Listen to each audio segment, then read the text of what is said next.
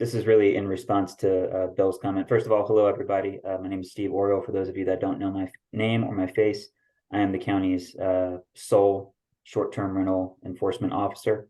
And what Bill was talking to, I just wanted to quickly respond to. So the regulation about owners being bound to the same regulations as their tenants while their permit is valid, that's not new. All of this language is saying that Trevor had up on the screen was just to put in writing what has already been practiced, is that if you don't want to be subject to the short-term rental ordinance, you must voluntarily relinquish your own permit. That's really all it is. Nothing essentially changes in practice. We have been enforcing these regulations for several years now. I have issued violations to property owners for going outside the bounds of their own STR permits. So none of this is new.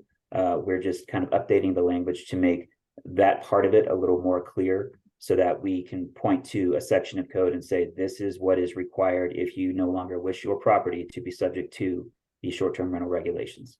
That's really all that was. So I just wanted to